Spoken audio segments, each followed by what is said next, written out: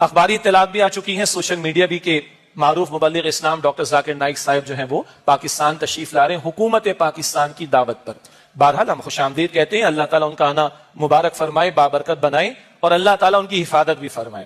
یہ ہماری حکومت کو بھی اچھی طرح معلوم ہونا چاہیے کہ مودی نے کیا کچھ ان کے ساتھ کیا ہے اور بھارت نے کس طرح دیش نکالا ان کو دیا ہے۔ اور ہاں، سلام ہے ملیشیا کی گورنمنٹ پر کہ اس نے سارے پریشر کے باوجود ڈاکٹر ذاکر نائک صاحب کو اپنا صرف مہمان نہیں بنایا، پرماننٹ ریزیڈنٹ بنایا ہے، سٹیزن شپ بھی ان کو دی ہے۔ اللہ ان ملیشیا کے حکمرانوں کو بھی جزائے خیر عطا فرمائے۔ تو موسٹ ویلکم، تشریف لائیں۔ اور اس مسجد میں تو اکثر لوگوں کو معلوم ہے کہ، اور بلکہ اکثر جو سوشل میڈیا استعمال کرتے ہیں، کہ ڈاکٹر ذاکر نائک صاحب 1991 میں 1991 میں تشریف لائے تھے ڈاکٹر اسرار صاحب سے ملاقات کے لیے رحمۃ اللہ علیہ، بانی تنظیم اسلام۔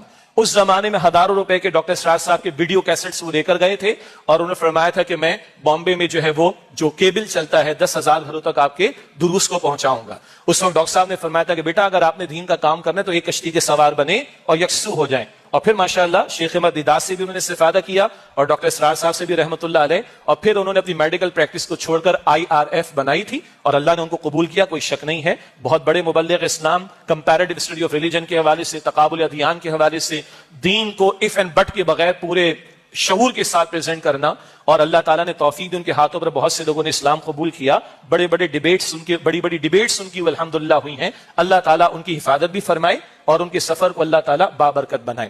اور حکومت پاکستان ہم توقع رکھتے ہیں، ایک تو ہے پروٹوکول دینا، ایک ہے ان کی خاص سیکیورٹی کا ظاہری اسباب کے اعتبار سے اہتمام کرنا، اللہ تعالیٰ ہماری حکومت کو بھی توفیق دے، اور یہاں آنا اللہ تعالیٰ ان کا بابرکت بنائے۔ مزید برآں کچھ حلقوں سے کچھ باتیں آتی ہیں، اور اختلاف پیدا کرنے والے لوگ، فرقہ واریت کو ہوا دینے والے لوگ، ان سے بھی گزارش ہے کہ دل بڑا کریں۔ ایک وہ مبلغ اسلام جس کو عالمی سطح پر اللہ تعالیٰ نے قبولیت عطا فرمائی، دین کا کام لیا، تو دل بڑا کر کے ان کو ہم ویلکم کہیں۔ اور ڈاکٹر ذاکر نائک صاحب ہمارے بڑے بھائیوں کی طرح ہیں، پیس ٹی وی پہ میں بھی اور ہمارے اور ساتھیوں کے دروس بھی انہوں نے ریکارڈ کروائے تھے، اچھی ان سے ملاقات بھی رہی تھی۔ ان سے بھی بعض علماء دین نے گزارش ماضی میں بھی کی کہ ہمارے ہاں لوگ فقہی مسائل میں اور اختلافی امور میں بہت زیادہ حساس ہیں۔ آپ کا خاص میدان دعوت کا، تبلیغ کا، تقابل ادیان کا ہے، آپ اس کو فوکس کریں۔ اور بعض بڑے موجودہ دور کے علماء نے بھی ان کو توجہ دلائی اور اس کو انہوں نے اپریشیٹ بھی کیا، اور ہم یہ توقع رکھتے ہیں کہ ڈاکٹر ذاکر نائک صاحب جب یہاں تشریف لائیں گے تو عموم کے اعتبار سے کلام مشترکات کی دعوت دیں، جیسے سورہ آل عمران کی آیت نمبر 64 وہ پیش کرتے ہیں، تعالوا الی کلمۃ سواء بیننا وبینکم الا نعبد الا اللہ، مسیحیت سے کلام کرنے والوں کے تعلق سے۔ تو عموم کی بات ہو، دین کی بات ہو، دین کی حقانیت کی بات ہو، دین کی دعوت کی بات بھی ہو، دین کی نفاذ کی بات بھی ہو، خلافت کے نظام کی بات بھی ہو۔